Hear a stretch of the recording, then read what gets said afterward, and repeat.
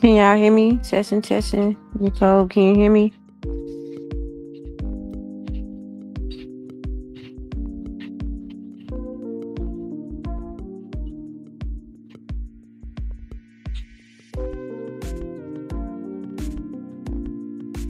You can hear me? Can you hear the background music? Cool.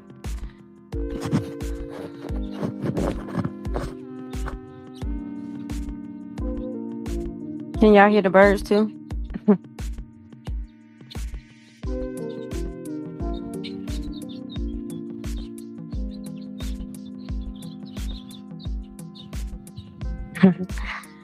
All right, so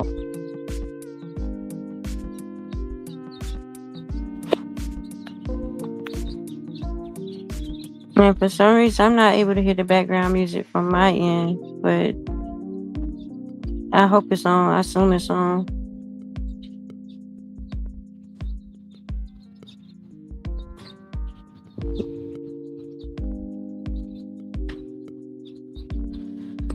All right, so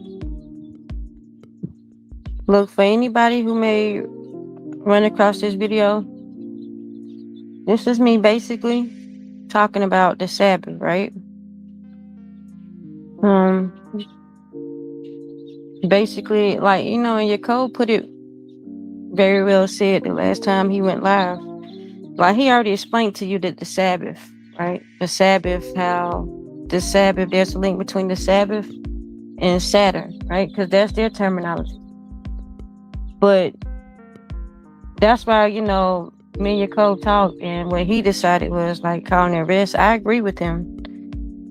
It's just a day of rest. Like, that's what we're gonna explain. It's just rest, like a resting period. It's not even just a day of rest, right? It's just a resting period. So we're gonna like look into that. The Sabbath is rest. It's just a resting period. So instead of saying Sabbath throughout this, I might, if I'm reading the scripture, I might say the word Sabbath. But other than that, I'm gonna be referring to it as being like rest. So the bird after the cat, probably. I think the birds, I don't know. I think they just after the whole neighborhood. They just took over the whole neighborhood. So look, to start off, right, Ezekiel 20:12.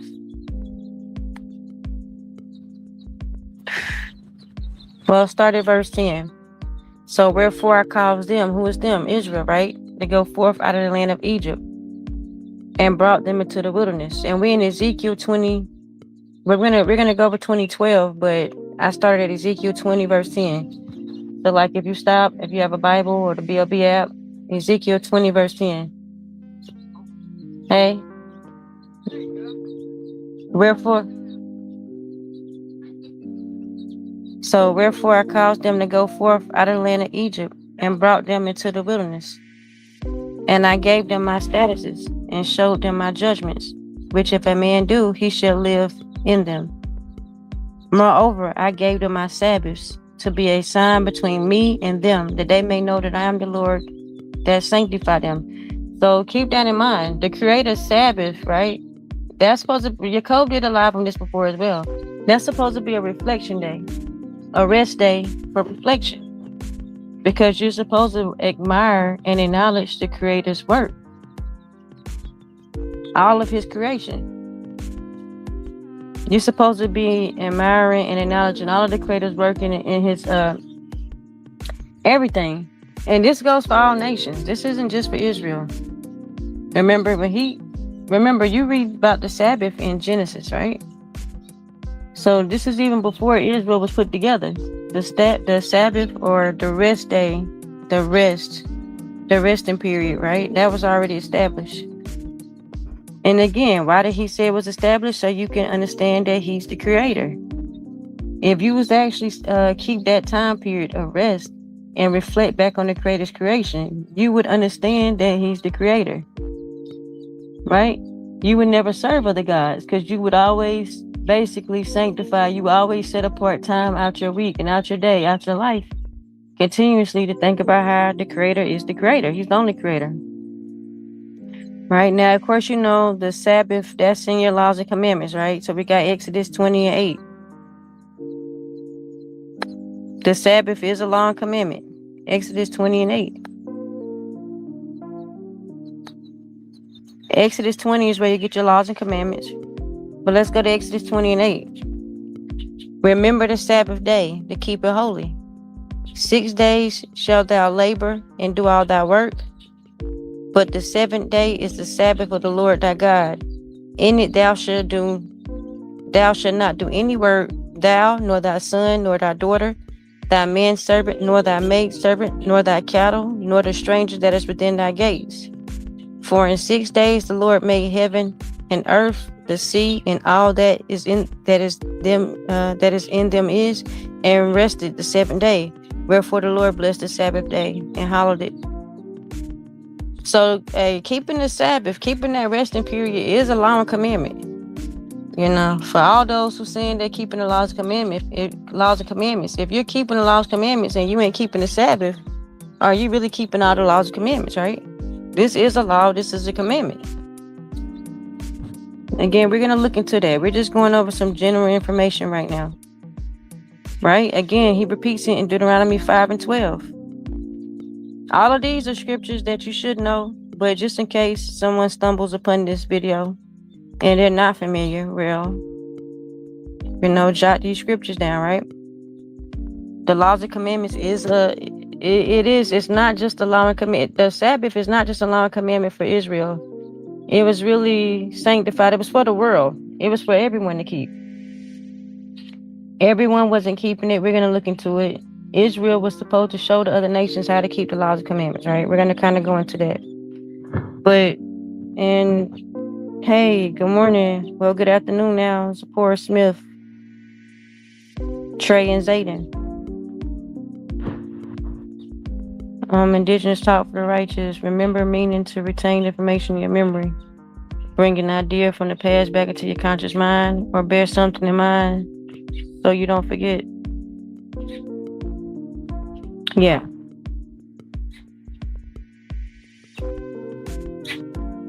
Right, this is all information you're supposed to retain. And it's supposed to come back into your mind. Then we're going to actually go into that later on as well.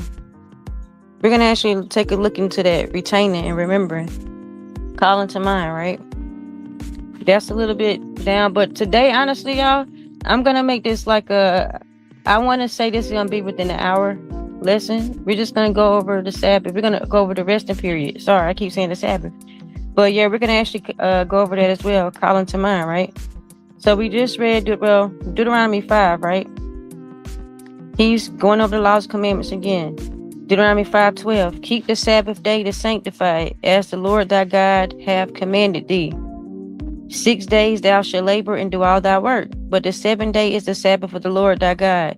In it thou shalt not do any work, thou, nor thy son, nor thy daughter, nor thy maidservant, nor thy manservant, nor thy maidservant, nor thine ox, nor thine ass, nor any of thy cattle, nor thy stranger that is within thy gates, that thy manservant and thy maidservant may rest as well as thou. We're going to go over that as well.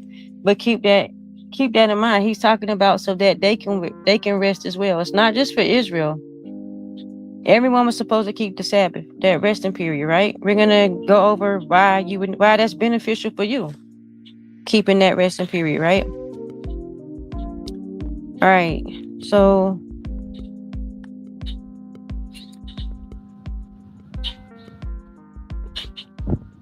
even let's go to Exodus 31:15.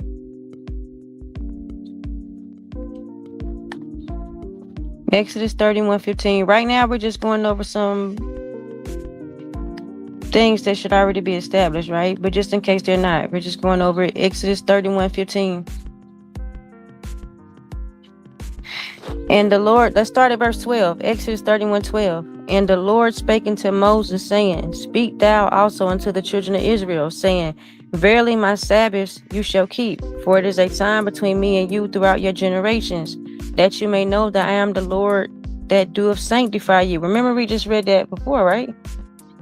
We're supposed to remember that it's the Creator that set us apart. It's the Creator that sanctified us. It's the Creator that created us, right?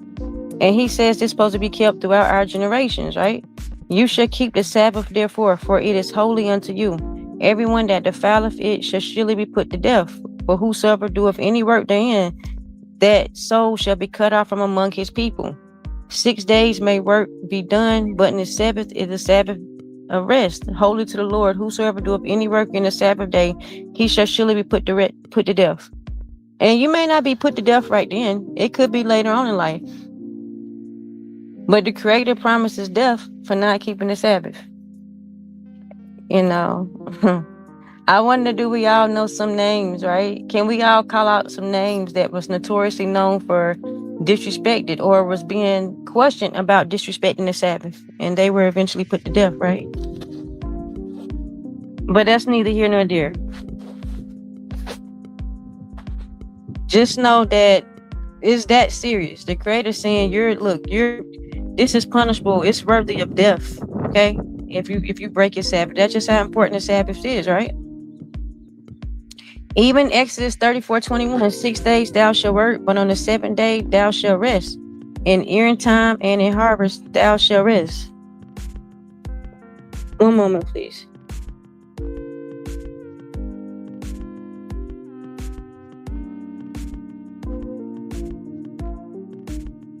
All right, sorry about that, y'all. So again, 6 days thou shalt work, but on the 7th day thou shalt rest. In earing time and in harvest thou shalt rest. So basically what this is emphasizing, that it doesn't matter what's going on, you're supposed to rest in the Sabbath, right? So now Yaakov went over this story. We're going to go over it again. Exodus 16:22, right? Moses explains how the Sabbath work, right? So this is how your Sabbath should work. Again, we're going to go to Exodus 16.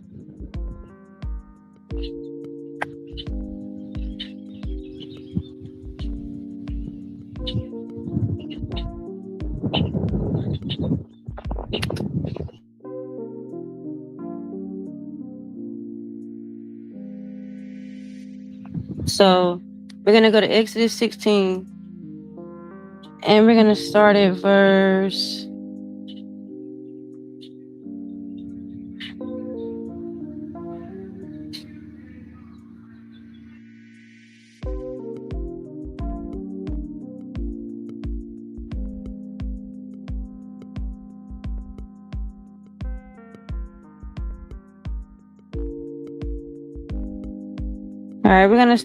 22, right? Exodus 16:22. And it came to pass that on the 6th day they gathered twice as much bread, 2 omers for one man, and all the rulers of the congregation came and told Moses. And he said unto them, this is that which the Lord hath said, tomorrow is the rest of the holy Sabbath unto the Lord. Bake that which ye will bake today, and sieve that which ye will sieve, and that which remaineth overlay up for you to be kept until the morning. And they laid it up to the morning, as Moses bade, and it did not stink, neither was there any worm therein. And Moses said, eat that today, for today is a Sabbath unto the Lord. Today you shall not find it in the field.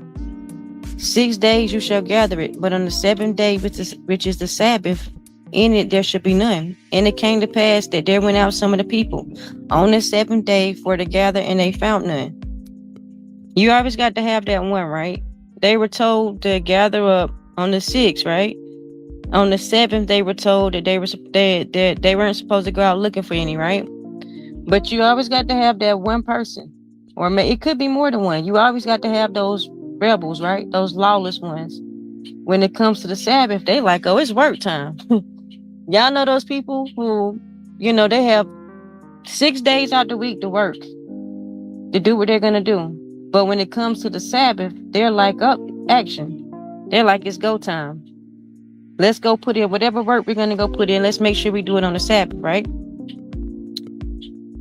But this is what's happening here, right? Verse 27 is Exodus 16:27. And it should come to pass that there went out some of the people on the 7th day for to gather, and they found none. And the Lord said unto Moses, how long refuse ye to keep my commandments and my laws.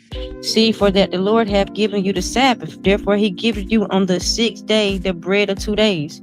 Abide ye every man in his place, let no man go out of his place on the 7th day. So the people rested on the 7th day. Moses basically just explained to you how you should keep the Sabbath, right? You got 6 days to work. And as we're going to see even later on when looking at the Sabbath, right? The Creator will provide you double on that 6th day just to help carry you over on that 7th day so that you don't have to go work.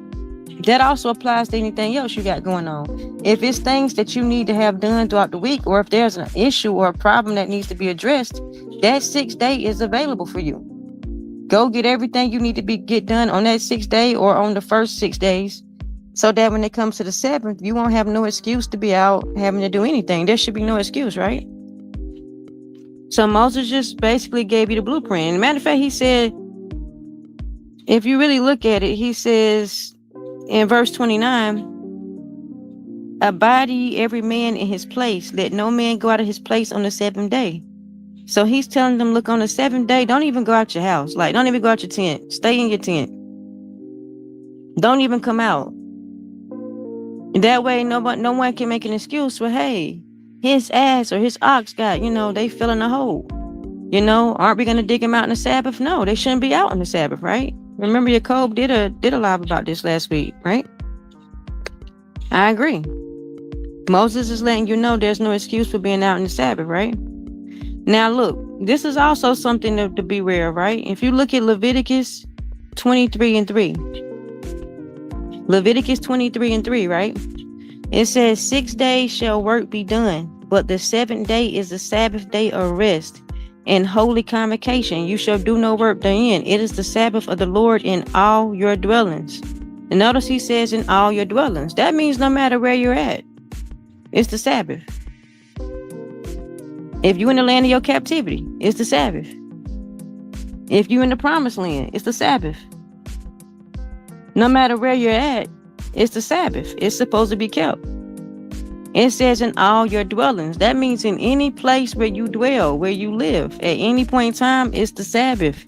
It's supposed to be kept. We're going to look at that because we're going to see, is there really an excuse for not keeping the Sabbath on, like while in captivity, right?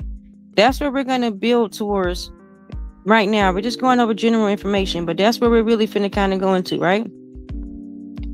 Leviticus 16:31. Even the Day of Atonement. Well, let me actually go into that. Leviticus 16:31. Because if you keep reading down,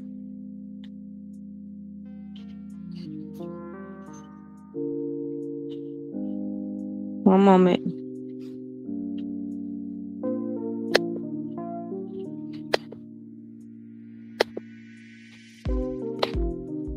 Hey, Jacob, can you put like a 1 in the chat if you can still hear me? Because I really can't hear nothing from my end. Just kind of myself talking.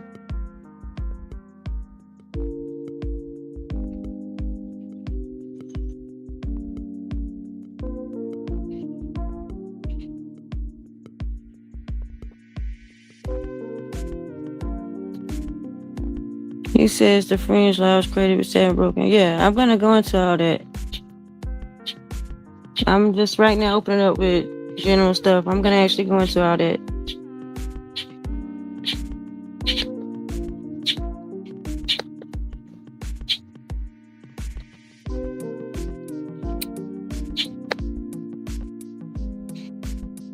All right, so look, the Sabbath, right? So remember what we discussed, right? The Sabbath is really like a resting time period.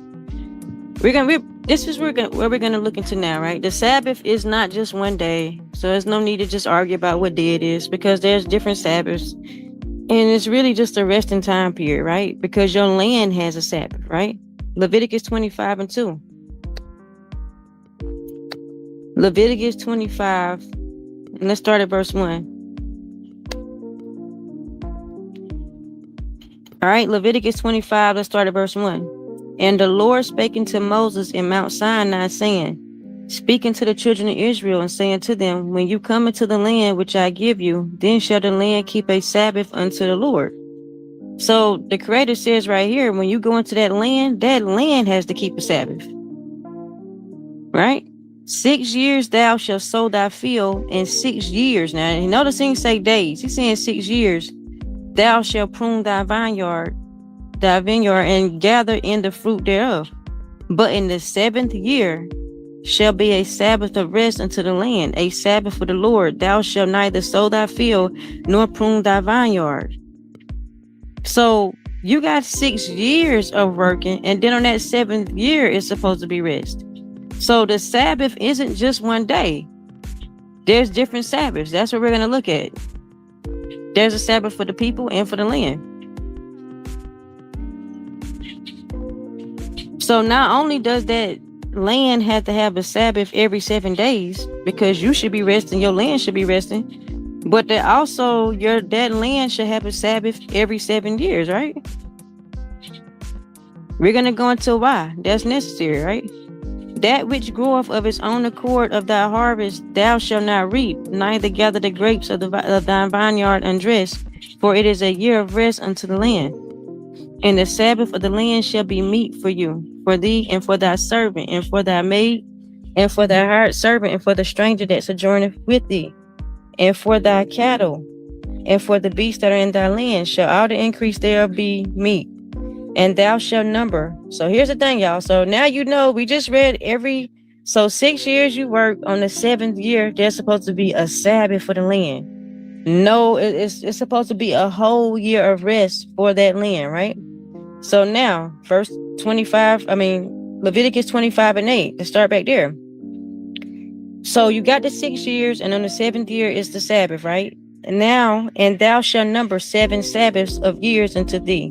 7 times 7 in the space of the 7 Sabbaths of years shall be unto thee 49 years. Of course, 7 times 7 is 49, right?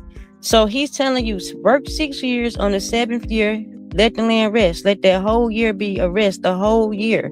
Not just no day, the whole year has to be a rest for that land, right? Now, within that year, you still working 6 days, but off that 7th day, but you're not working that land. Because that land, it's going to be a whole year of rest for that land, right? So that's why we're saying, do you really understand the Sabbath, right? So we got 49 years, because you're supposed to number 7 Sabbaths, remember? Of years. We're talking years. Work 6 years, the 7th year is the Sabbath. And he says number that 7 times, right? And that you'll get a total of 49 years. Thou shalt cause the trumpet of the Jubilee to sound on the 10th day of the 7th month. In the day of atonement shall you make the trumpet sound throughout all your land. And you shall hallow. So he's hallowing the 50th year. Because, after you've counted those seven times of 7 years of Sabbath, right? So then that's 49 years. The year after that is the 50th year. And proclaim liberty, which is freedom, throughout all the land unto all the inhabitants thereof. It shall be a jubilee unto you, and you shall return every man unto his possession, and you shall return every man unto his family. Boom, did you hear that? On that 50th year, you have to return every man his possession and every man unto his family. Now the Sabbath land is being connected with humans, with our Sabbath, right? Verse 11, a jubilee shall that 50th year be unto you. You shall not sow, neither reap that which groweth in itself, nor gather the grapes of thy vine undressed. For it is a jubilee, it shall be holy unto you. You shall eat the increase thereof out of the field. In the year of jubilee you shall return every man unto his possession. And if thou sell out unto thy neighbor, or buyest out unto thy neighbor's hand, you shall not oppress one another. According to the number of years after the Jubilee, thou shalt buy of thy neighbor, and according to the number of years of the fruits, he shall tell unto thee. Right? This is judgment. This is making sure we don't have no usury going on, right? According to the multitude of years, thou shalt increase the price thereof, and according to the fewness of years, thou shalt diminish the price of it. For according to the number of the years of the fruits doeth he sell unto thee. You shall not therefore oppress one another, but thou shalt fear thy God, for I am the Lord your God. Right? And I'm actually going to keep reading down, but one moment, just make sure. Now, You got some people that's wondering, like, well, if we're not gonna grow or crop, or we're not gonna harvest or reap that whole year, what are we gonna do, right? How are we gonna go a whole year? It's the same thing with Moses. But what did Moses explain to you, right? You got 6 days. When Moses was talking about the weekly Sabbath, you got 6 days to work. On the 7th day, rest. And on the 6th day, do double if you have to, so that you can rest on the 7th day. The same thing's going to apply here. Verse 18, wherefore you shall do my statutes and keep my judgments and do them, and you shall dwell in the land safely.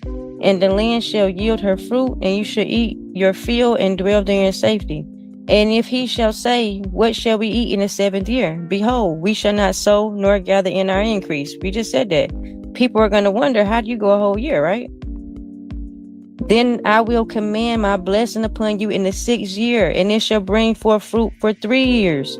And you shall sow the 8th year, and eat yet of the old fruit until the 9th year. Until her fruits come in, you shall eat of the old store. That's the same thing Moses was just telling you with the weekly Sabbath. You don't have to worry about the 7th day, because he gave you 6 days to stock up for that 7th day. It's the same thing. So when it comes to the 7th year, you're gonna rest, right? Let the land rest. But that 6th year, the Creator's gonna bless you, and he's gonna give you enough fruit and enough food for 3 years. That's gonna last you the 7th, 8th, and the 9th year. Because once you do start back growing and earing and the harvest and all that stuff on the 8th year, when you start back working, you might need a year or two for everything to grow, right? But you're gonna be still eating off the old. It's the same thing. That's why I said Moses basically gave you the blueprint. So slavery is illegal according to that law, or am I off? No, slavery is illegal. But when you look at it with the whole slavery thing, like, of course, the indentured service were the Europeans coming over here working. They actually kept the law, because remember, for them, the Europeans, Japhet, them indentured services, right? Genesis 9:27, when they came and dwelt in Shem's tents, right? Remember, if you look into real history, for them, they actually kept this law, because that's how they got land here. They would come over here and work for like 6 years, and on the 7th year, they would be given land for their work, and they would be let go free. It was actually the indigenous people, if you do the real history and understand it, that were put in like chattel slavery. Well, of course, I know you know that. But yeah, I'm just kind of, feeding off of what you're just saying, right? So basically, the land Sabbath is not just one day. So we just established that, y'all. There's different Sabbaths. The land, because the Sabbath is just rest. What's wrong with resting? We're going to look at that. Some of y'all be complaining about resting, but we're going to look at that. Why you shouldn't even have to complain about resting. Resting is good. All right, 2 Chronicles 36:21, to fulfill the word of the Lord by the mouth of Jeremiah, until the land had enjoyed her Sabbaths. For as long as she lay desolate, she kept the Sabbath, to fulfill 10 years, right? When Israel was put into captivity, the land was finally allowed to enjoy her Sabbaths. Because Israel wasn't keeping the Sabbath. They weren't keeping the weekly Sabbath, and they definitely wasn't keeping the Jubilee. They definitely wasn't keeping the 7th-year Sabbath. They were overworking the land. They had to be overworking the land with all them sacrifices they was doing. They kept sinning. They kept offering up sacrifices. So you can imagine how much work they had to put in to make up for all the sacrifices, right? For the atonement of their sins.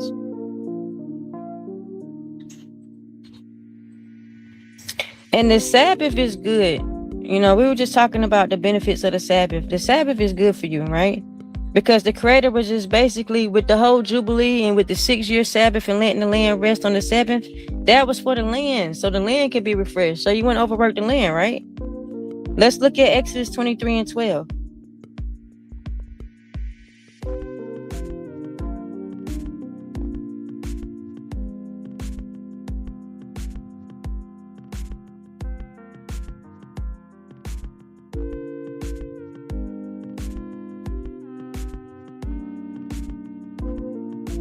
Exodus 23:12. Let's start at verse 10, right? And 6 years, this is kind of piggybacking off of what we just read, but we're going to read it in Exodus 23. In 6 years thou shalt sow thy land and shalt gather in thy fruits. But the 7th year thou shalt let it rest and lie still, that the poor of thy people may eat.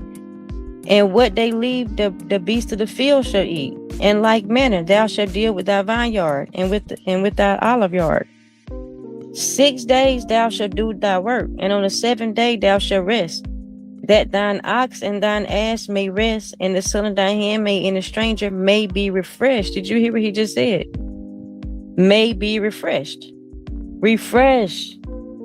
We need some refreshing. Like, that applies to everybody.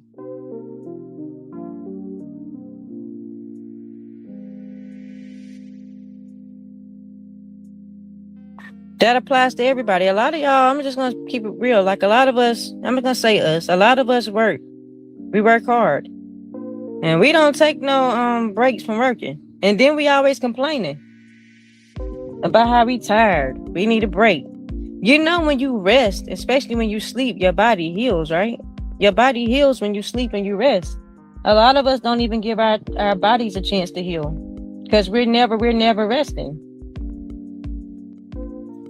We just add injury to injury to injury. There's never a resting period. We never know when to sit down. And then again, a lot of us work our whole life and just beat ourselves up. And by the time we old, we be bitter and hateful because we spent our whole life just working, never having a resting period. Now, on the flip side, some people don't work at all and their whole life is resting, right? But, you know, for those people who work, we all know those people who are workaholics, right? Even on their days off, they go find something to do. Like, they'll go find something to do. And then they'll be complaining about how they got to go back to work the next day or the next week. But in the time when they're giving the rest, they go find something to do, right? But you have to be refreshed. It's the same with the land. You can't overwork the land. You can't overwork the livestock. It all has to be refreshed, right? Now, again, remember we just said that there's different kind of Sabbaths, right? For the land, for the people. And we just read about 6 years letting the land, working the land, on the 7th year, letting the land rest. That applies to humans too. Go to Exodus 21. This goes to what your code was just talking about. Let's go to Exodus 21.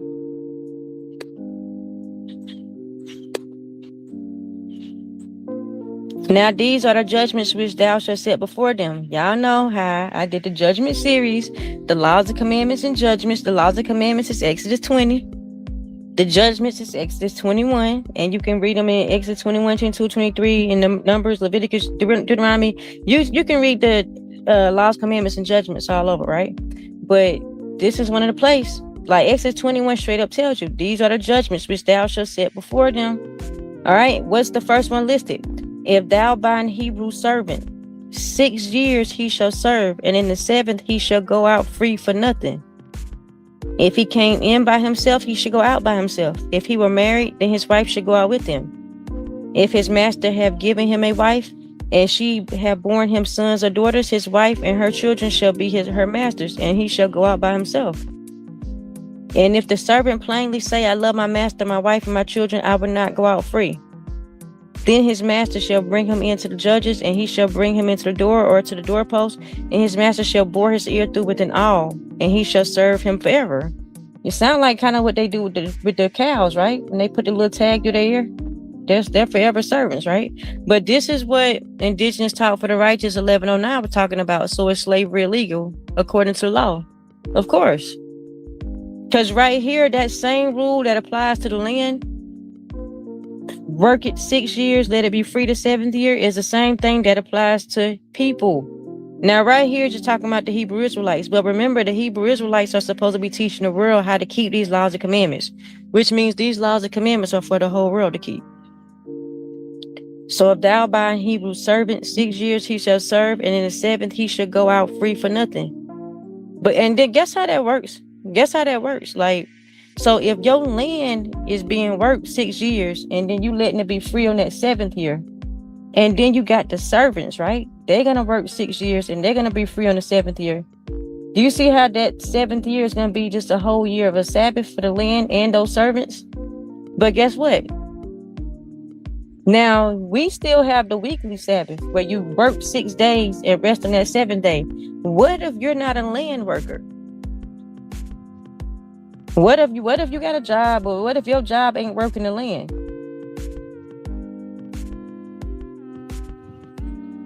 Then what happens with you on that 7th year, right? When the land is resting, you might still have duties, but your duty ain't gonna be working that land.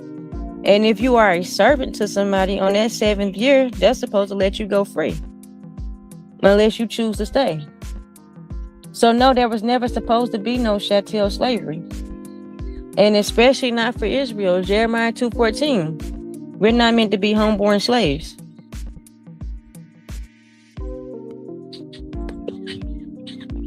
All right. So, but like we were just talking about earlier, you got people that don't have respect for the Sabbath, the resting period, right? So we know this story in Numbers, right? And then we also read the law where the Creator commanded people to be put to death for not respecting his resting period, what we call the Sabbath. All right, let's look at Numbers 15:32. Let's look at Numbers 15:32. If y'all hear noises in the background, bear with me. Forgive me, please. I'm outside. I'm just sitting here in my chair in the shade, speaking with y'all. But it is, other people around doing what they're doing. But let's go to Numbers 15:32, right? Numbers 15:32.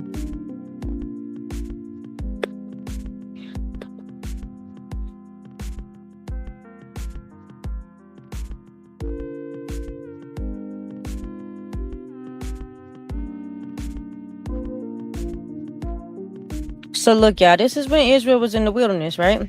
And while the children of Israel, we're in Numbers 15, let's start at verse 32. And while the children of Israel were in the wilderness, they found a man that gathered sticks upon the Sabbath day. Don't that sound familiar? Isn't there another story out there, y'all, where somebody went to go out gathering stuff on the Sabbath day? I think they were hungry and they were gathering food to eat. But we know, so as you can see, nothing's new under the sun, right? But let's see what happened to those kind of people. And let's see what's supposed to happen to those kind of people, right? So they found the man that gathered sticks upon the Sabbath day, aka the resting day. And they that found him gathering sticks brought him to Moses and Aaron and to all the congregation, because that's what you're supposed to do. When you see somebody disrespecting the Sabbath, you were supposed to gather them and you were supposed to take them to authority. And they were supposed to come with you willingly. They weren't supposed to be escaping authority. They weren't supposed to be talking back to authority. They weren't supposed to be challenging authority. There was no challenging. They were supposed to be taken to the authority for disrespect, plucking, or doing any kind of work, any kind of gathering, anything they were doing on the Sabbath. And they can't tell you, oh, I can gather on the Sabbath because such and such, he did this. But what about David? David, God loved David so much, and David ate the showbread, so why can't I gather on the Sabbath? Like, there's never supposed to be any excuses, right? You're not supposed to gather on the Sabbath. But they found this man gathering on the Sabbath, and they took him to Moses and Aaron and to all the congregation, and they put him in ward because it was not declared what should be done to him. And the Lord said to Moses, this man shall surely be put to death. And all the congregation stoned him with stones without the camp. And all the congregation brought him without the camp and stoned him with stones, and he died as the Lord commanded Moses. The Creator commanded his death. The Creator feels like you're not keeping the Sabbath is worthy of being put to death. That applies to anybody. The only Lord we have on the Sabbath is the Creator of all things. And the Creator of all things rests on the Sabbath. He's not working on the Sabbath. I don't know whose father is working on the Sabbath. Your father must be the devil or your other personality, whatever. But Our Father, the creator of all things, he rests on the Sabbath, and he demands that you rest on the Sabbath as well, right? So back to what indigenous talk for the righteous had brought up earlier. And the Lord spake unto Moses, saying, Speak unto the children of Israel, and bid them that they make fringes in the border of their garments throughout their generations, and that they put upon the fringe of the borders a ribbon of blue. Right. And it shall be a fringe and it shall be for you unto you for a fringe, that you may look upon it and remember all the commandments of the Lord and do them, that you shall not seek after your own heart and your own eyes, after which you used to go a horn. So this is like where indigenous talk for the righteous, this is what they were referring to. This is where that fringe law came from. That's absolutely true, because that fringe law wasn't given to Moses and them in Mount Sinai. This was after the Israelites rebelled and refused to go into the promised land. They were complaining and made to walk around the wilderness for 40 years. And this is after that guy just got caught and got put to death. They just had to put him to death for breaking the Sabbath. And you know, they weren't happy with that. The Creator that's in Ezekiel, right? The Creator's not happy with you being put to death. Remember, the earth receives your blood and it can't be cleansed. Your death is never a good thing. So the fact that they had to all come together and put you to death, right? So that's when he's telling you, make these fringes so that you can be reminded of the laws and commandments. Because obviously you didn't have enough respect for the Creator to think of his laws and commandments. You were supposed to be meditating on them, keeping them. But obviously, that respect wasn't there, right?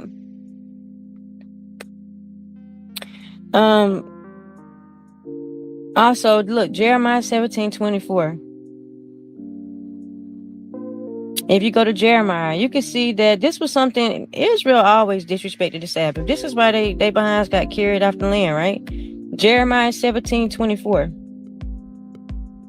And the people who were in charge, the leaders, the people that you call your kings, if you notice, every time you call somebody your king, that king leads you into disrespecting the Sabbath. They lead you into thinking it's okay to pluck the Sabbath. Even these self-proclaimed kings, even these kings who actually don't have a real kingdom or dynasty here on earth while they were alive, they even pushed you and led you to disrespecting the Sabbath, right? So Jeremiah 17, look, right? So thus said the Lord unto me, go and stand in the gate of the children of thy people, whereby the kings of Judah come in, and by which they go out, and in all the gates of Jerusalem. The Creator's telling this to Jeremiah, right? And say unto them, hear ye the word of the Lord, you kings of Judah. This is when Israel still had kings. This was when they were still on the land.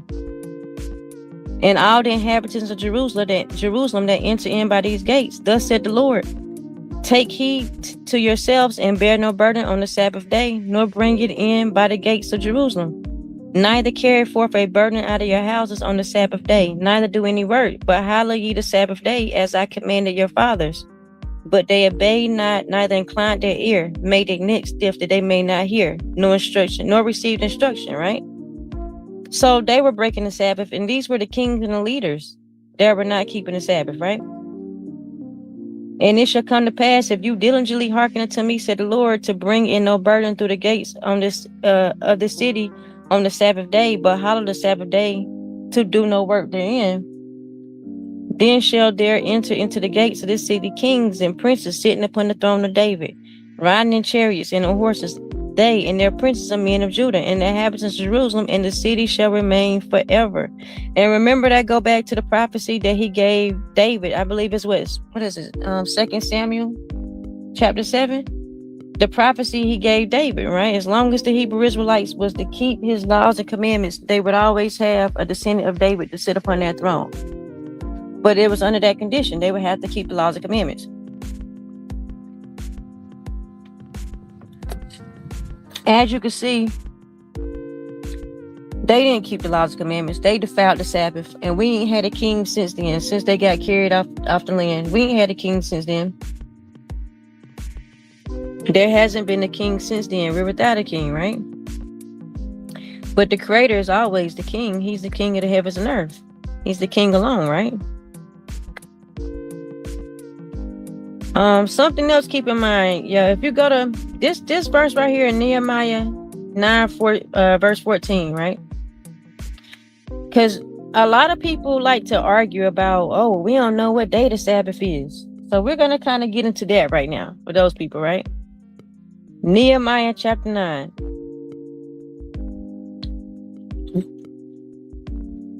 All right, so let's just start at verse 13. Nehemiah 9, chapter 9, verse 13.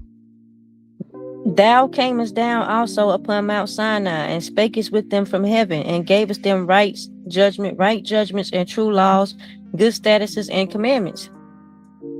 And madest known unto them thy holy Sabbath, and commandest them precepts, statuses, and laws by the hand of Moses thy servant. So boom, I look at verse 14 right there, right? It said, and madest known unto them thy holy Sabbath. Remember, the Creator already sanctified the Sabbath on the 7th day. He sanctified the Sabbath after he finished creating. But we're going to look into that, right? The other nations, we're going to look into that. Well, I'm actually going to make mention it now, because I'm not actually really going to go into that. So I will make mention of it now. Remember that Adam and Eve, y'all. Adam and Eve were supposed to keep the Sabbath. Adam and Eve broke that Sabbath. Yaakov did lessons on that before. Adam and Eve broke that Sabbath. Right? So when Adam and Eve, when they went left, when they broke that Sabbath, then that's why the descendants of Adam and Eve didn't keep the Sabbath. That's why all these, after Adam and Eve, man fell, the world populated. Then, the Creator, the world got so wicked, the story, the Creator had to end the world. But he allowed Noah and his descendants to live, right? Noah and his sons, Shem, Japheth, and Ham, right? And they went and they overspread the earth and they populated the earth. But their seed line did not keep the Sabbath. They didn't keep the Sabbath. That's why the Creator had to kind of take apart Abraham from that. So you already had the Creator made Adam and Eve and put them in the garden and separated them from the beasts of the field, right? And that's a whole nother conversation. We're going to have that eventually, but he put them in the garden and they were given the laws and commandments. They broke the laws and commandments. The world was wicked. So even from Adam and Eve, he ended the world and he took apart Noah and his sons. And they were supposed to overspread the earth, right? With righteousness. They didn't. So out of the seed of Noah, the Creator had to go and take Abraham and try to make a covenant with Abraham and his seed line, the Hebrew Israelites. But the Hebrew Israelites didn't keep the laws and commandments. But I like Nehemiah 9:14 because it said, and made us known unto them the holy Sabbath. Like we said, the Sabbath was already around, right? But the other nations weren't keeping the Sabbath. So the Creator gave the Sabbath to Israel, right? He made known to them the Sabbath. He brought it back to their minds, right? The Sabbath. And with that, I like to look at Exodus 20:12, right? Exodus 12:2, because this is something to keep in mind. Exodus 12, verse 2.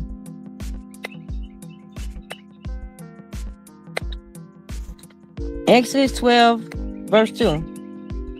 This month shall be unto you the beginning of months. It shall be the first month of the year to you. So, and the Lord spake unto Moses and Aaron in the land of Egypt, saying, this month shall be unto you the beginning of months. It shall be the first month of the year to you. Speak ye unto the congregation of Israel, saying, in the 10th day of this month you shall take them to every man a lamb according to the house of their fathers, a lamb for an house. Then he's going in over the Passover, right? But notice what it says in verse 2. This month shall be unto you the beginning of months. It is the first month of the year to you. So now Israel, who was living, you got the Hebrew Israelites who are really bloodline Syrians, right? Abraham was a Syrian. These people are bloodline Syrians that were set apart, but they were living in Egypt, right? But now the Creator, it seems like it's giving them their own time frame, because he's telling them this is the beginning of months to you, meaning these other people aren't going to have this same time system. This isn't the beginning of months to them, but this is the beginning of the months to you, right? So now when calculating the Sabbath, now they have a whole new way of calculating the Sabbath, because now they've been given the first month of the year. So now from that first month, they're going to count day 1, 2, 3, 4. They're going to do their counting system. They're going to be calculating their Sabbath. An example of that is like if you're an example of that of how they were using the out of Egypt time system is what I call it. They were using that time system based on their journey out of Egypt, right? What was the first month that they would come out of Egypt? This is the time system they were given. An example of that is Exodus 16:1. And they took their journey from Elim and all the congregation of the children of Israel and came into the wilderness of Sin, which is between Elim and Sinai, on the 15th day, on the second month after their departing out of the land of Egypt. See, it says after their departing out of the land of Egypt. So now they're keeping time based off of them coming out of Egypt. They're like, okay, this is the first month since we came out of Egypt. This is month 1. This is day 1, 2, 3, 4. Now they have their own time system. Right? That's important to keep in mind, right? And just one moment.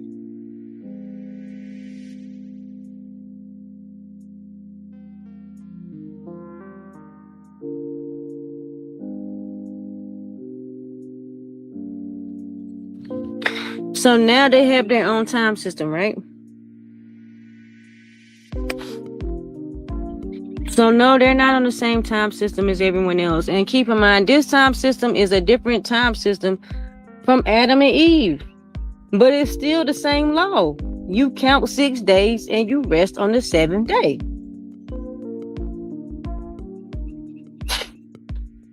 No matter what time system you're under, you count 6 days and you rest on that 7th day. And then I'm bringing this up, y'all, because you got some people who will say, oh, we don't know what day the Sabbath is on, right? We don't know what day the Sabbath is on because we're in captivity. We are in captivity. We are on a different time system.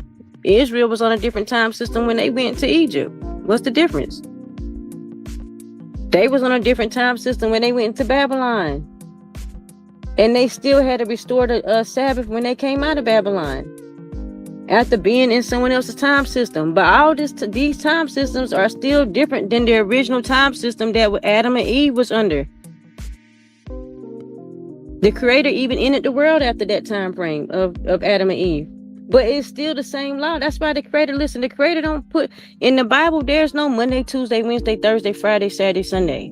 So it's asinine to sit up and try to argue, oh man, it's supposed to be, the Sabbath supposed to be on a Wednesday. Or it's supposed to be on a Sunday. Or it's supposed to be on a Saturday. It's supposed to be on a Friday. Count 6 days and rest on that 7th day. That's what was told to you. And it wasn't told to you to do it on a Monday, Tuesday, Wednesday, Thursday, Friday, Saturday, Sunday. And you not knowing if the 7th day is on a Monday, Tuesday, Wednesday, Thursday, Friday, Saturday, Sunday, that does not keep you from keeping the Sabbath. Because the law was for you to count 6 days working and rest on that 7th day. That don't change. So, and let's just look into that, right? Let's go to Lamentations 2 and 6, because we're going to kind of look at that for the people who feel like, let's go to Lamentations 2 and 6.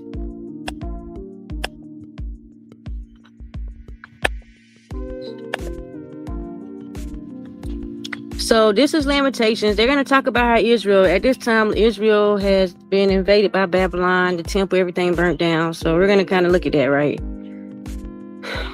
Let's start at verse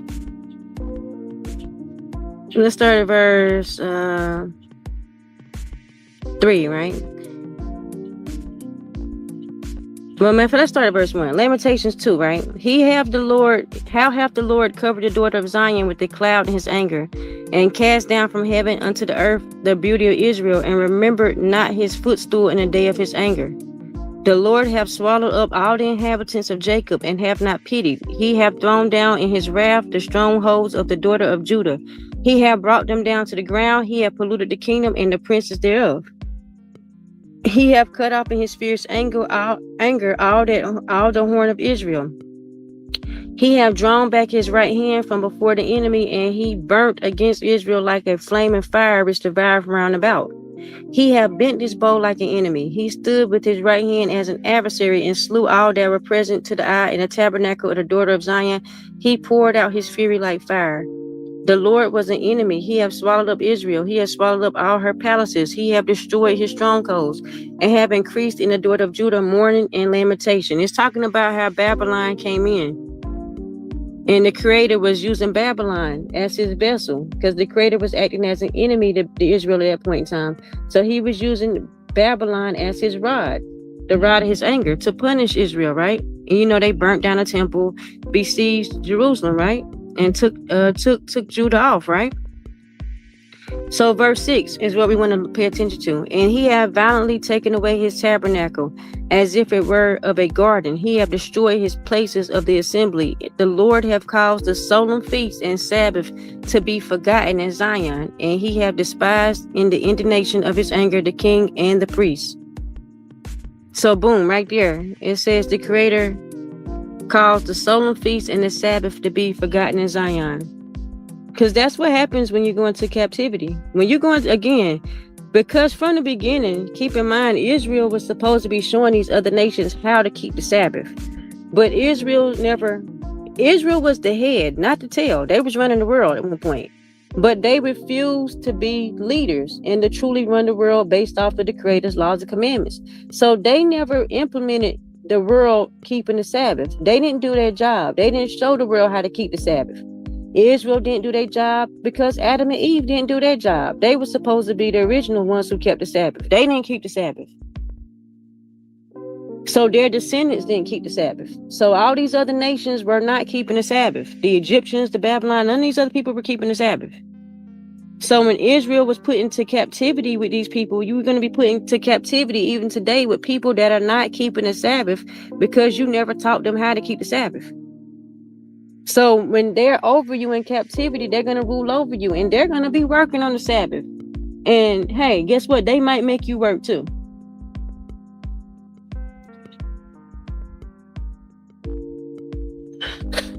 So keep that in mind. So being in captivity, it can make it hard to keep the Sabbath because the people that's ruling over you, that you were responsible for teaching them how to serve the Creator, they weren't taught how to keep the Sabbath. That's why we're supposed to pray for our ancestors, right? Israel should have been praying for Adam and Eve. Israel should have been praying for the restoration of Adam and Eve, praying for Adam and Eve to be restored. Because Adam and Eve failed. They didn't keep the Sabbath. Right? So now none of these other nations keep the Sabbath. So now you get taken into you get put into captivity with Babylon. Boom. You're going to forget about the Sabbath because Babylon is ruling over you. And they're not going to let you keep the Sabbath. Maybe, right? Maybe they won't let you keep the Sabbath. Maybe they will let you keep the Sabbath. Maybe it's all in you. Because the Creator is always telling you to turn back. That's always been there, turning back. But, the Creator promises if you don't keep his laws and commandments, he's going to send you to other countries where you're going to serve other gods wood and stone. So if you don't have them laws and commandments in you, you're going to be serving these other gods and breaking the laws and commandments just like these other nations. And maybe they don't have to make you do it.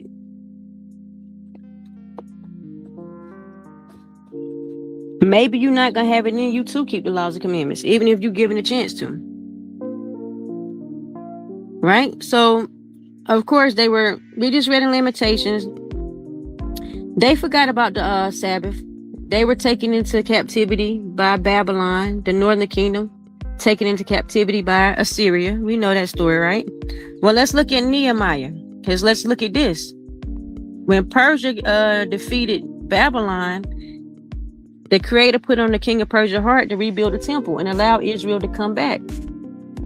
So now you got Israel being allowed to come back to the temple, come back to their land, right? And let's look at Nehemiah chapter 13. Because Nehemiah is going to try to restore the Sabbath. Nehemiah chapter 13. We're not going to read the whole thing, just because we know the story, right? But let's go to verse 15. This is Nehemiah, right? Let's go to chapter 13, verse 15. In those days I saw Judah, some treading wine presses on the Sabbath, and bringing in sheaves and laden asses, and also wine, grapes, and figs, and all manner of burdens which they brought into Jerusalem on the Sabbath day. And I testified against them in the day wherein they sold victuals. There dwelt men of Tyre, also therein, which brought fish and all manner of ware, and sold on the Sabbath unto the children of Judah and in Jerusalem. Then I contended with the nobles of Judah and said unto them, what evil is this that you do, and profane the Sabbath day, right? Did not your fathers thus, and did not God, our God, bring all this evil upon us and upon this city? Yet you bring more wrath upon Israel by profaning the Sabbath. And it should come to pass that when the gates of Jerusalem began to be dark before the Sabbath, I commanded that the gates should be shut, and charged that they should not open till after the Sabbath. And some of the servants set I at the gates that there should be no burden be brought in it on the Sabbath day. So the merchants and sellers of all kind were lodged without Jerusalem once or twice. Then I testified against them and said unto them, why lodge ye about the wall?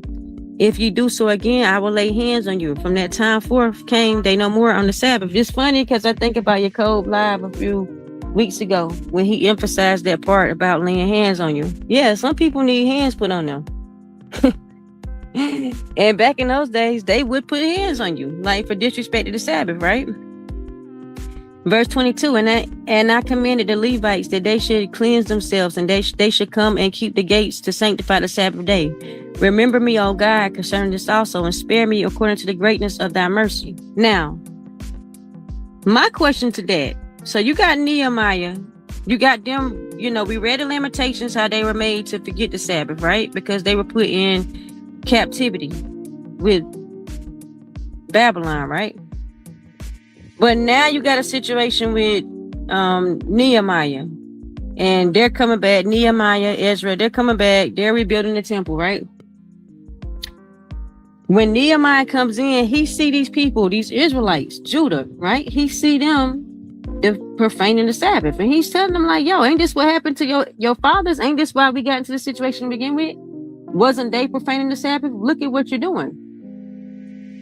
Why are you profaning the Sabbath? And if you look at his attitude, Nehemiah doesn't have the attitude towards them like they should, like he's not pitying them like, oh, it's okay, you didn't know no better. No, he's talking to them as if they know better. As if, hey, what are you doing? Why are you doing this? Ain't this why we got into the situation? Which lets you know that Israel never lost. They were never completely lost on the Sabbath. But being put into captivity, being put into under another rulership, they didn't feel like they had to keep the Sabbath no more. But hey, they didn't feel like they had to keep the Sabbath beforehand. That's how they got into that situation. Now, I got a few questions for people today, right? So, do you feel like Nehemiah is in charge of the laws and commandments? And I'm asking that because do you feel like, because think about it, at that point in time, Nehemiah is restoring the Sabbath, right? But the Sabbath is already a law and commandment. But do you feel like at that time, it's okay for Israel got the okay and the thumbs up to keep the Sabbath at that time because Nehemiah said so, because they were back on the land? Or do you think that maybe, just maybe, keeping the Sabbath, that resting period, was a law and commandment from the beginning? It was always to be kept. It didn't matter if you were in captivity or not. Because does Nehemiah control the laws and commandments? Does your oppressors today control the laws and commandments? Does the United States government control the laws and commandments? Because you're in captivity under the United States government, does that mean it's okay for you not to keep the Sabbath? Because no, how is it okay?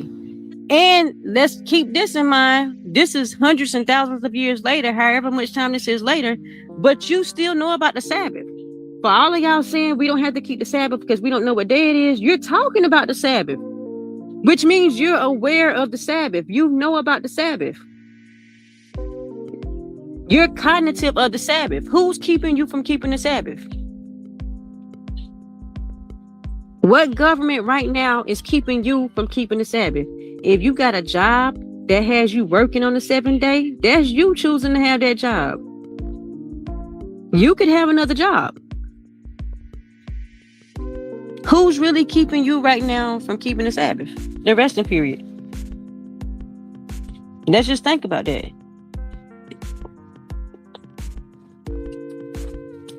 You know what the Sabbath is.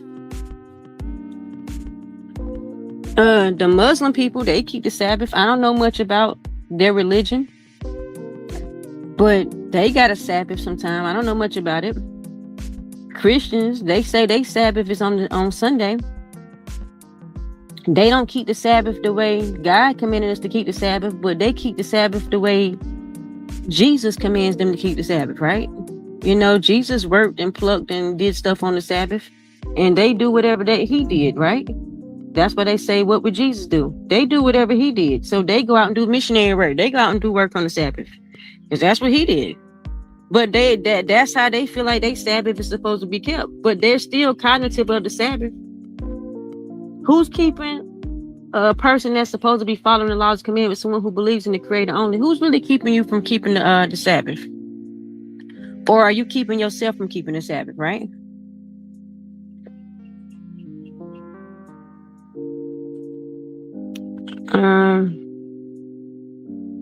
Indigenous taught for the righteous. Good scripture. The Creator caused the feast to be forgotten. So when is Israel keeping remembrance of the Sabbath? Then the right day will return. Wow. That is right. If you speak, if you are to keep it.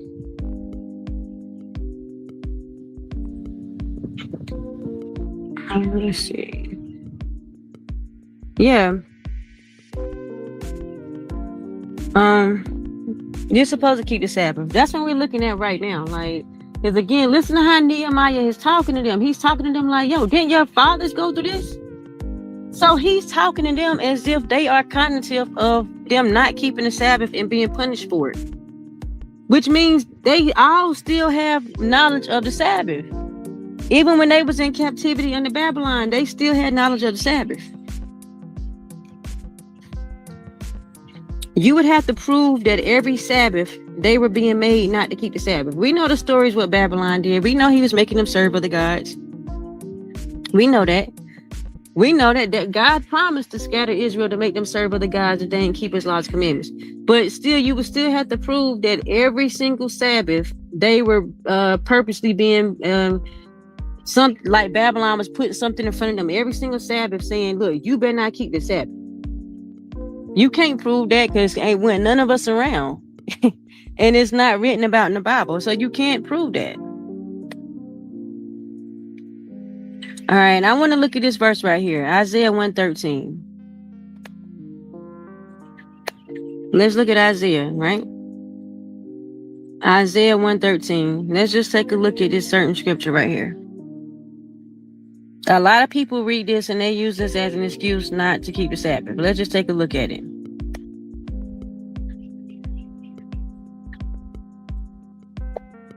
Wait 1 second. Let me get to the right chapter. That will help. Again, Isaiah 1:13.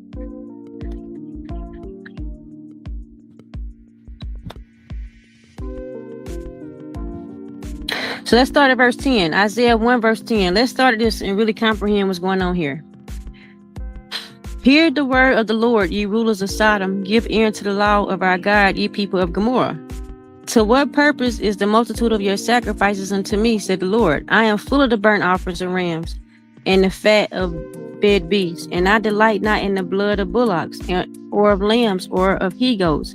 When you appear before me, who have required this at your hand to tread my courts? Bring no more vain oblations. Incense is an abomination unto me. The new moons and the Sabbaths, the calling of assemblies, I cannot with. It is iniquity, even a solemn meeting. Your new moons and your appointed feasts, my soul hated. They are a trouble unto me. I am weary to bear them. So boom, let's look at that, because verse 13, they will look at it and they will read the Sabbaths, right? He says, I cannot with, away with, right? It is iniquity. So a lot of people would take that and say, the Creator says keeping the Sabbath is iniquity. And they're crazy.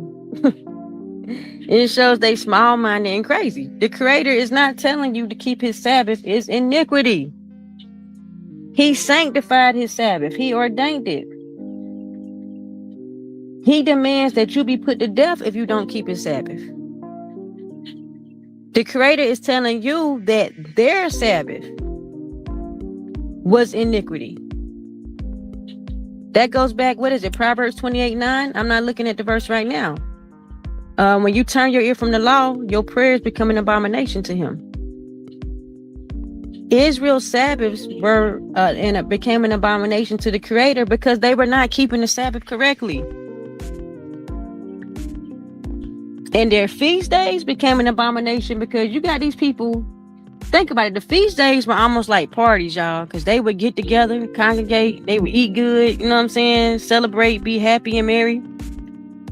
But you had people all through the year who weren't keeping no laws and commandments, but they was quick to show up on the feast day, smiling, laughing, you know what I'm saying? Probably jeweled up, and they ain't kept a law and commandment the whole year. But you want to show up on the feast day. You ready to enjoy, you ready to indulge in the feast. You ready to eat. You ready to get down with the festivities. That's why it was an abomination. The Sabbaths was an abomination because they weren't keeping the Sabbaths correctly. They weren't keeping the Sabbaths correctly, so their Sabbaths became an abomination to the Creator. But the Sabbath, that resting period, is never an abomination to the Creator. He ordained it. That's why we read earlier, when they was in captivity, he was like, the land can enjoy her Sabbaths. He didn't stop his Sabbath. He don't stop his resting period.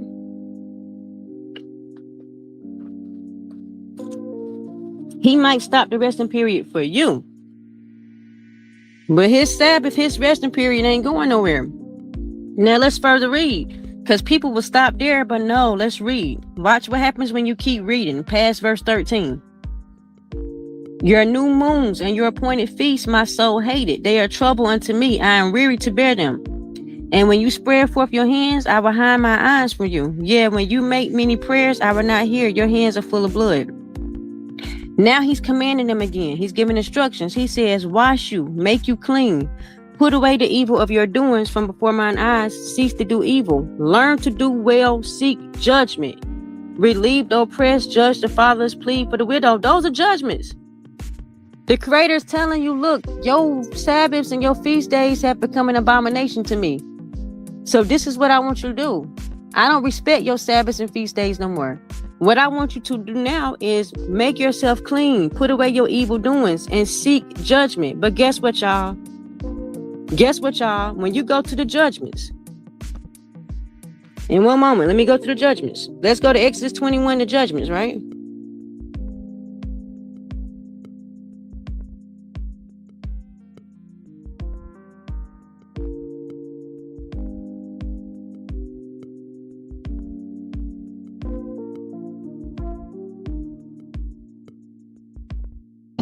When you go to Exodus 21, the judgments.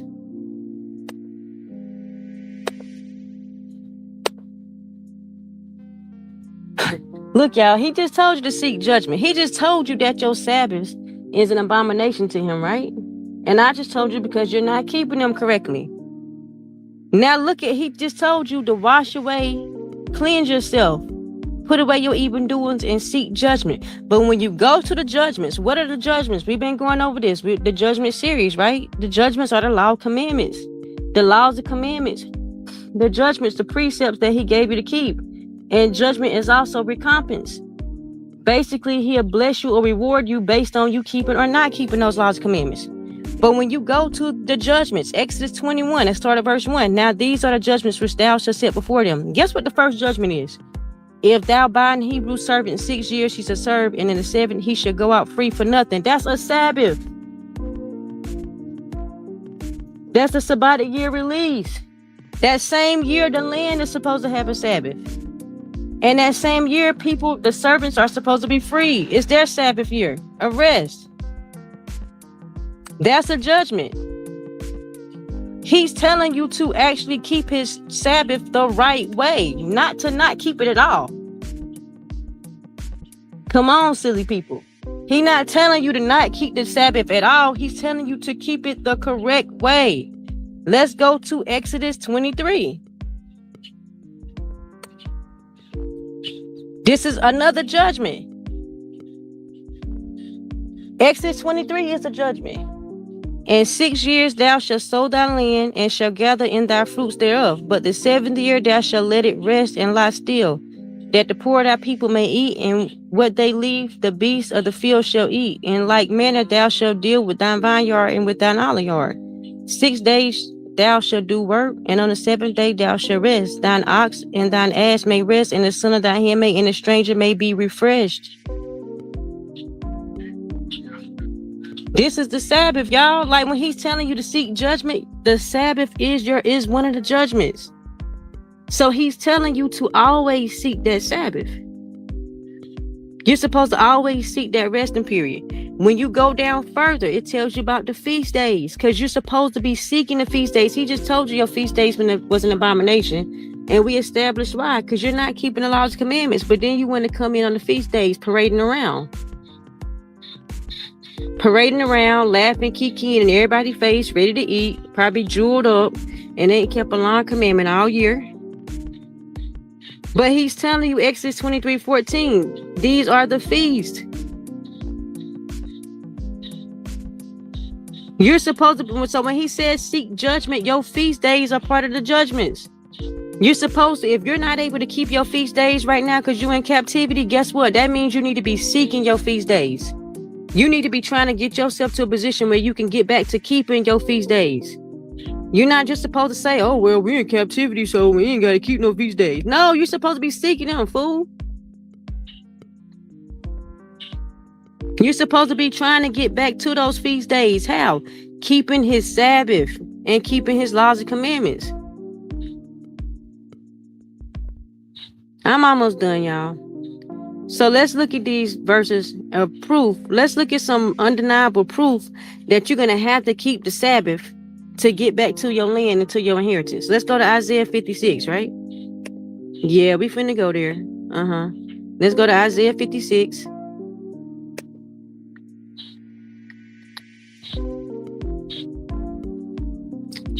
Isaiah 56. Thus said the Lord, keep ye judgment and do justice, for my salvation is near to come and my righteousness to be revealed. He says, keep judgment, do justice. His salvation is near to come.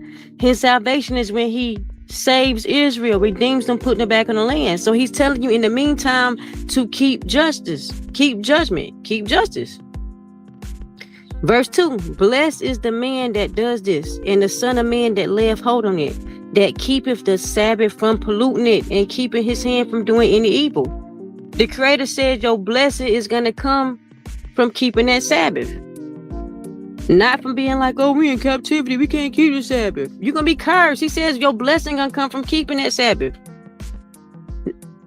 Neither let the son of the stranger that have joined himself to the Lord speak, saying, the Lord hath utterly separated me from his people. Neither let the eunuch say, behold, I am a dry tree. For thus said the Lord. Now listen to what the Creator says, y'all. Forget what men say. What did God say? Look at verse 4. For thus said the Lord unto the eunuchs that keep my Sabbath and choose the things that please me and take hold of my covenant. He's saying this is going to happen for the people who take hold of his covenant. Them eunuchs, them Gentiles, all these people, even the Gentiles, even for all the people who take hold of his covenant, right? His covenant is the laws and commandments, which includes the Sabbath. Verse 5, even unto them will I give in mine house and within my walls a place and a name better than sons and of daughters. I will give them an everlasting name that shall not be cut off. He says if you keep his Sabbath and take hold of his covenant, he'll give you a name that won't be cut off. Also the sons of the stranger that join themselves to the Lord to serve him and to love the name of the Lord, to be his servants, everyone that keepeth the Sabbath from polluting it and taketh hold of my covenant, even them when I bring to my holy mountain. This is future. He's saying I'm going to bring them to my holy mountain and make them joyful in my house of prayer. Their burnt offerings and their sacrifices shall be accepted upon my altar. For mine house shall be called a house of prayer for all people. The Lord God, which gathered the outcasts of Israel, said, yet I will gather others to him besides those that are gathered unto him. The Creator says that if you want to get back to his holy mountain, you're going to have to keep the Sabbath.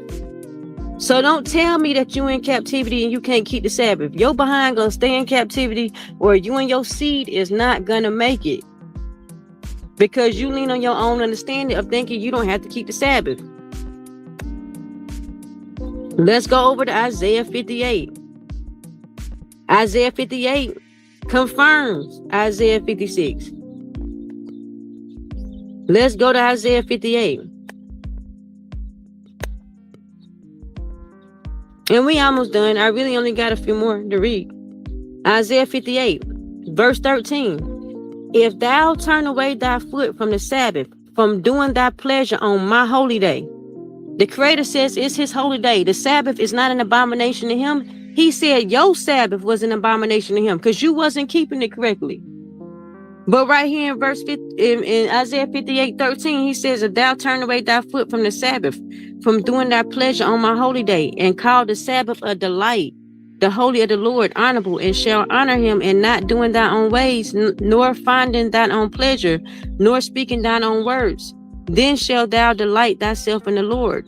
And I will cause thee to ride upon the high places of the earth, and feed thee with the heritage of Jacob thy father, for the mouth of the Lord has spoken it. The Creator says if you keep his Sabbath from doing what you want to do in his Sabbath, because you think you God, and you think what you say go, and you say we ain't got to keep the Sabbath. So you feel like people not supposed to keep the Sabbath because no, you don't run nothing.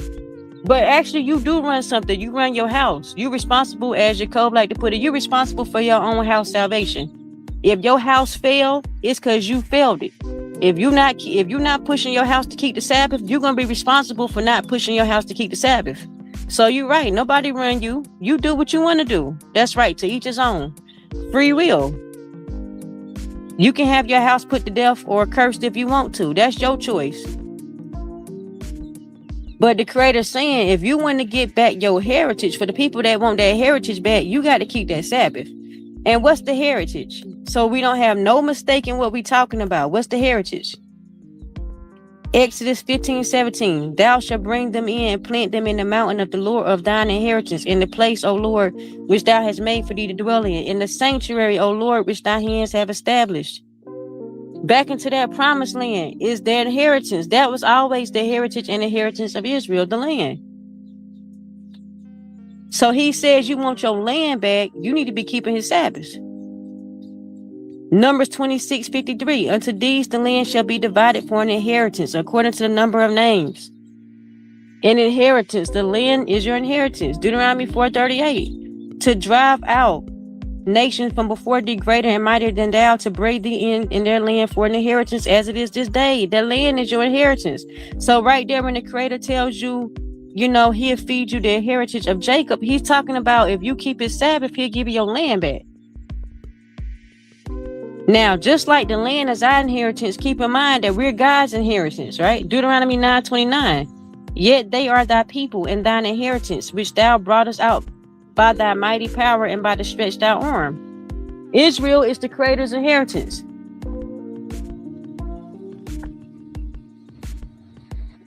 All right. Now, further proof of keeping the Sabbath in captivity, right? Remember, he said you're supposed to seek judgment, which includes the Sabbath, to get true rest. You know why? Because if you're in the land of your captivity, a lot of y'all like to use that as an excuse.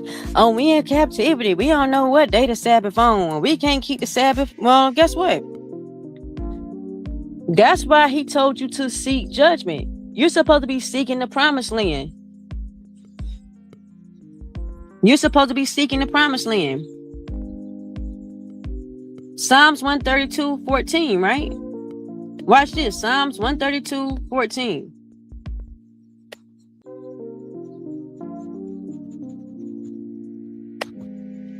Psalms 132:14. And we only got like 15 more minutes to go and I'll be done. Psalms 132:14.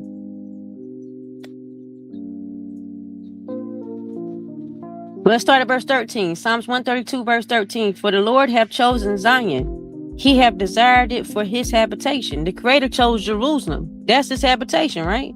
This is my rest forever. Here will I dwell, for I have desired it. The Creator's rest is in Zion. And that's why he told you he's got to get you back to that land so you can dwell safely, so you can serve him safely. Because we know you in captivity. And we know these foreigners, and we know these people around you, they don't want you keeping the laws and commandments. They don't want you keeping the Sabbath. Look at how, they own all the businesses. On the Sabbath day, they own everything. They making sure they stay around you selling. That's why they keep churches on every block. That's why they keep ABC stores on every corner. That's why they keep convenience stores to keep you smoking on every corner. This is why they keep all these things around you. They own all the businesses. They're going to try to keep you from keeping that Sabbath at all costs. That's why you're supposed to be trying to get back to Jerusalem, since you feel like you can't keep the Sabbath here. Right? As long as you're in captivity, and being in captivity is not an excuse, because that means that you hard-headed and you stiff-necked.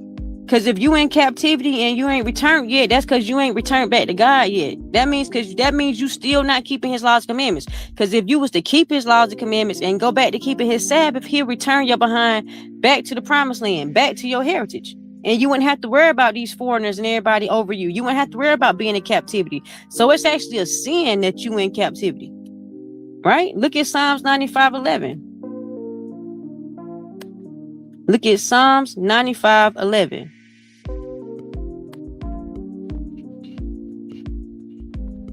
So let's start at verse 10. He's going to talk about Israel. Remember when he made Israel roam around the wilderness for 40 years, right? So let's start at 95:10. Psalms 95:10. 40 years long was I grieved with this generation, and said, it is a people that do err in their heart, and they have not known my ways. Unto whom I swear in my wrath that they should not enter into my rest. We just read, he said his rest is in Zion, Jerusalem. He said that's his rest forever. You got to get back there to be able to dwell safely and rest safely, and keep and not be in captivity and have these people influences over you, right? Just like your ancestors, when he made them walk around in the wilderness for 40 years, he said they should not enter into his rest. The same thing being done to you. You're not entering into his rest. As long as you're in captivity, you are not entering into that rest.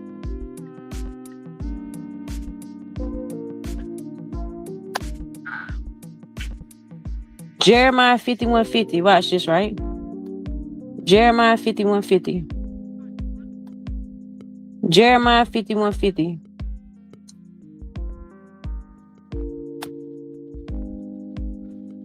We almost done. Jeremiah 51:50. All right, so let's start at verse 49. Jeremiah 51:49.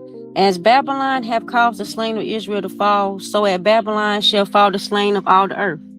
Ye that have escaped the sword, go away, stand not still. Remember the Lord afar off, and let Jerusalem come into your mind. I like this verse. The Creator's telling them, look, when they was in Babylon in captivity, the Creator told them, look, let Jerusalem come into your mind. That's kind of what indigenous talk for the righteous was talking about earlier, right? Retaining information, calling to mind. The Creator told you. He told Israel back when they was in Babylon, let Jerusalem come into your mind. Keep Jerusalem in your mind. And how did he just tell you to seek Jerusalem? Keeping his laws and commandments, keeping his Sabbath. Now watch this. Deuteronomy 30, verse 1. This precepts with that. Deuteronomy 30, verse 1. And it shall come to pass, when all these things are come upon thee, the blessing and the curse which I have set before thee, and thou shalt call them to mind among all the nations whither the Lord thy God have driven thee, and thou shall return unto the Lord thy God, and shall obey his voice according to all I command thee this day, thou and thy children, with all thine heart and with all thy soul. Just one moment, y'all.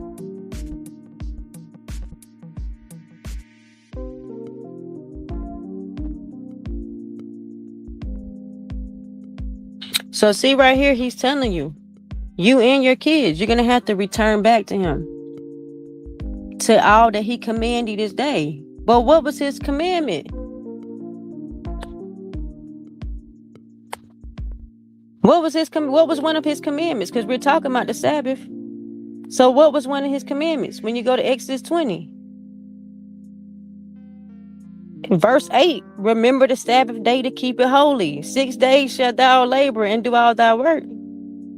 But the 7th day is the Sabbath of the Lord thy God. In it thou shalt not do any work, nor thy son, nor thy daughter, nor thy manservant, nor thy maidservant, nor thy cattle, nor thy stranger that is within thy gates. For in 6 days the Lord made heaven and earth and the sea and all that is all that in them is, and rested the 7th day. Wherefore the Lord blessed the 7th day and hallowed it. So according to Deuteronomy 30, you're gonna have to turn back to that law and commandment, as well as the other laws and commandments. You and your kids, y'all gonna have to collectively turn back to his Sabbath. It says, verse 3, then the Lord thy God will turn thy captivity and have compassion upon thee, and will return and gather thee from all the nations, whether the Lord thy God have scattered thee. So for all you people that's out there telling people that we don't have to keep the law, we don't have to keep the Sabbath because we don't know what days you is, well, the Bible says, one moment, y'all.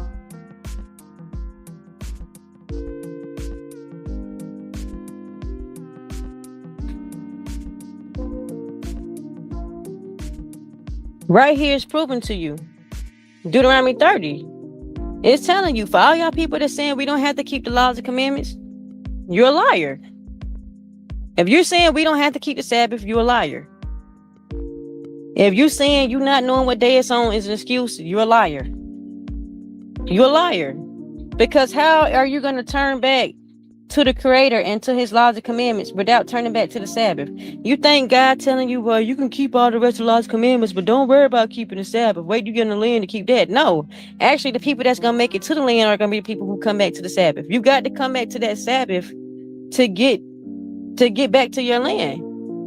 If you out here telling people that the law, that keeping the Sabbath, that we don't have to do that, hopefully that person ain't listening to you. If they is listening to you, oh, may the Most High have mercy on them and bless their soul, because you're misleading them. And hopefully you're not teaching the people in your house that, because you're misleading your house. And you're going to have to argue with, at this point in time, you're going to have to argue with the prophets. You're going to have to argue with the Creator's word at this point in time, because I'm just reading. The Creator says this is his word. So you may think you're arguing with me or somebody else that believe in keeping the Sabbath, but you're really not arguing with us. You're really arguing with God, the Creator. He the ones that said you're going to have to keep his Sabbath. He the ones that said that even in captivity, like it says in Deuteronomy 30, and it shall come to pass when all these things come upon thee, the blessings and the curse which I have set before thee, and thou shalt call them to mind among all the nations, whether the Lord thy God have driven thee. He's telling you being in captivity is no excuse. He's saying when you in captivity, you need to be thinking about all these things, and you're going to have to turn back to his commandments, you and your seed. Now argue with God, because he the ones that said you got to come back to the Sabbath if you want to get back the heritage of Israel.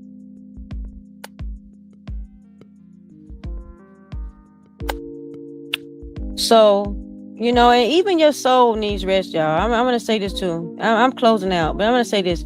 Even your soul needs rest. If you're in captivity, you're being afflicted.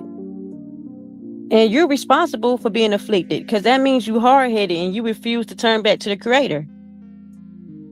If you look at Psalms 116:7, it says, return unto thy rest, O my soul, for the Lord have dealt bountiful with me. So yeah, your soul cannot be at rest. If you're being afflicted, you need to Leviticus 26:40-41. You need to repent. You need to look at Leviticus 26:40-41. You need to repent.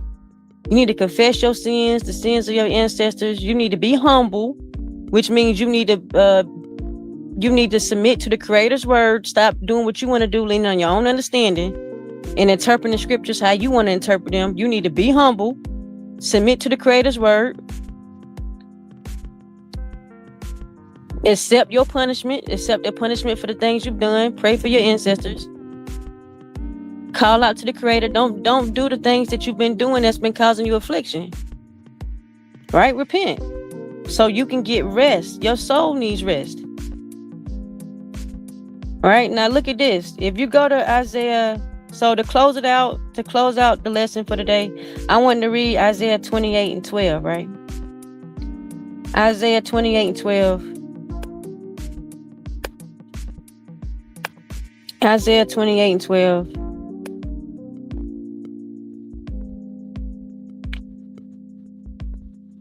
It says, of course, in Isaiah 28, he's talking about people not understanding the word and their spiritual eyes being closed, right? Them not going precept upon precept, line upon line.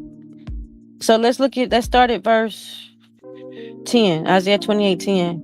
Matter of fact, start at Isaiah 28:8. For all tables are full of vomit and filthiness, so there is no place clean. Whom shall he teach knowledge? And whom shall he make to understand doctrine? Them that are weaned from the milk and drawn from the breast. Right? You got to get past these baby stages, y'all. Y'all need to read. That's the only way you're going to understand real knowledge and wisdom. Like, actually read the Old Testament. You need to be founded in the Old Testament. Some people, y'all read all these other books. And y'all not, you can just hear the things y'all say and tell you're not even founded in Torah and the laws and commandments, first and foremost. But you need to be weaned from the breast and the milk in the breast, right? For precept must be upon precept, precept upon precept, line upon line, here a little and there a little. For with stammering lips and another tongue will he speak to his people. To whom he said, now here's the verse I want you to pay attention to, verse 12. To whom he said, this is the rest wherewith you may cause the weary to rest. And this is the refreshing, yet they would not hear. Notice how he said the word rest and refreshing. Now, remember what we read earlier about the Sabbath, right? The Sabbath was supposed to be what? Rest. And it was supposed to be what? Refreshing for the people and for the land. That was in the scripture. The Creator's laws and commandments is rest and it's refreshing. That's your Sabbath. The laws and commandments is rest and refreshing. And one of those laws and commandments we just read, Exodus 20:8, is to keep the Sabbath, to hallow it. 6 days work, the 7th day rest. Then you got your 6 years of working, the land and the people, the servants. And on the 7th year, let the people go free, let the land be free. Those are part of the laws and commandments. This is your rest. This is refreshing. This should be refreshing to you. The Sabbath is a resting period. We just looked at today, the Sabbath is not just a day. You got a Sabbath year. Then you got 7 Sabbath years that leads up to your Jubilee into the 50th year. But when you look at Isaiah 28:12, I think about Adam and Eve, right? I think about Adam and Eve in the garden. Adam and Eve, the Creator sanctified the Sabbath, right? Adam and Eve knew that Sabbath was sanctified and holy. But Adam and Eve chose to go outside the laws and commandments. We just read in Isaiah 28:12, the laws and commandments is refreshing to you. It gives you rest. Adam and Eve went outside those laws and commandments. So they lost the rest. Man fell. That's why after Adam and Eve, none of these other nations kept the Sabbath. That's why Israel was set apart and made holy, because they were supposed to teach these other people how to keep the Sabbath. But Israel didn't do that. They didn't teach other people how to keep the Sabbath because they didn't keep the doggone Sabbath. So guess what? Their punishment was to go into captivity under these other people who are not keeping the Sabbath. And guess what? When they went into captivity under these other people that's not keeping the Sabbath, guess what? They're not keeping the Sabbath. So they're not pushing for Israel to keep the Sabbath. That's why right now today you're in captivity under a government that does not keep the Sabbath. But you was originally designed to teach these people how to keep the Sabbath, but you didn't do your job. Now these people rule over you and they not keeping the Sabbath. And you out here making excuses talking about we can't keep the Sabbath because they rule over us and they got us working. Well, you need to get another job. Don't you need rest anyway? Don't you always be talking about you tired and your feet hurt? Go somewhere and sit down, rest. Remember, Monday, Tuesday, Wednesday, Thursday, Friday, Saturday, Sunday is not listed in the Bible. You can't find those words. The Creator tells you to count 6 days of work and the rest on that 7th day. Period. And he says to keep that in all your dwellings. That means even in captivity, you're supposed to be keeping the Sabbath. And you may not know the original day. Guess what? The Hebrew Israelites didn't know the original day. You crazy if you think that Abraham and the Hebrew Israelites knew the original Sabbath day that Adam and Eve had. How they gonna know that? That was way, look, I mean, that was way before their time. The world had even ended before Abraham came around. Abraham came after Noah. Remember, he's a descendant of Shem. But remember, the Creator gave Israel a time period. Coming out of Egypt, he told them this is the first month for you. He gave them their time system. Remember when they went into captivity, when Nehemiah and them had to restore the Sabbath, and they had to restore the Sabbath after they was in captivity with Babylon. But I'm pretty sure Nehemiah still kept the same thing. Okay, look, we know when the Passover is, right? You know when the first month is, right? Cool. As long as you know when the spring starts, when everything start to grow, you know when the first month of the year is. You know when the new year is. Boom. Count 6 days, rest the 7th day. While doing that, count 6 years, rest the 7th year. That don't change. And we just read in Isaiah, you not getting back to the promised land without keeping that Sabbath. You're going to have to return back to that Sabbath. And for some of y'all so-called Hebrew Israelites who feel like you ain't got to keep the Sabbath, the Creator told you in Isaiah, he said, listen, I'll take these eunuchs, I'll take these Gentiles and these European people, and I give them a better name than you, and I give them a better place than you. Because if I see they got more respect than you, if I see they willing to keep the Sabbath, but you calling yourself a Hebrew Israelite, but you saying you ain't got to keep the Sabbath, the Creator gonna put them above you in the promised land. You being a biological Hebrew Israelite is not gonna help you. So, I mean, that pretty much concludes it for today, y'all. We just proved with the scriptures, you got to keep the law, you got to keep the Sabbath. You ain't going back to that promised land without keeping the Sabbath. When it's time to go back to the promised land, the Japhet, the Gentiles are going to be given a better name than you, a better place than you, because they're going to make it to the promised land. They're going to get to cleave. Whereas you're going to be purged out. You ain't even going to make it to the promised land. And you a biological Hebrew Israelite because you didn't want to keep the Sabbath. But mess around and one of Japhet people will get to the promised land. Even though they're going to be cleaving to the Israelites, they're going to have to serve. That's cool. They're going to be happy to be alive because you got to understand the day of the Lord. He coming to bring blood to the whole earth. That's a whole nother conversation. We already went over the day of the Lord, right? So anybody who gets to cleave to make it to that promised land, they're going to be happy to be servants. They probably going to be volunteering to do stuff. You know what I'm saying? They just going to be so happy to be alive, to get to cleave to Israel, to get to go into the promised land. And the Creator says that he will give them a good name. And he'll give them a better place than his own Hebrew Israelite kids, his descendants, if they take hold of his Sabbath and take hold of his covenant. So in conclusion, I think anybody who may stumble upon this, if you listen to it, check out, you don't have to, believe me, but, kind of just check out the scriptures that I called out and see what you think. I'm just a messenger. Again, you can never disagree with me because I'm just a messenger. Y'all see, I read scripture by scripture. I don't get on here and babble my own opinion. I actually be reading scripture. And anybody who say that I'm not reading scripture and I said something that was my opinion, they're just delusional and crazy because it's clear that I'm reading the scriptures. I'm giving you the scripture and I'm reading the scriptures to you, right? So again, we have to keep the Sabbath. Count 6 days of work, then rest. And I don't know what, because we in a different time system, we in the United States government, day 7th day is on a Sunday. But however you count your 6 days, you need to be counting your 6 days. And on the 7th day, you need to be resting and reflecting on the Creator's word. You do have to acknowledge the Sabbath, y'all. So in conclusion, everybody, if today is your Sabbath and whatnot, continue to enjoy your Sabbath for rest. Make sure you have a Sabbath, okay? Make sure you count 6 days of work and rest. If you don't do nothing else, right? We can debate all day about what day it is. We ain't gonna be able to prove that. But what we can prove is that you better count 6 days of work and a 7th day of rest. And with that being said, all praise to the Creator, everybody. Shalom.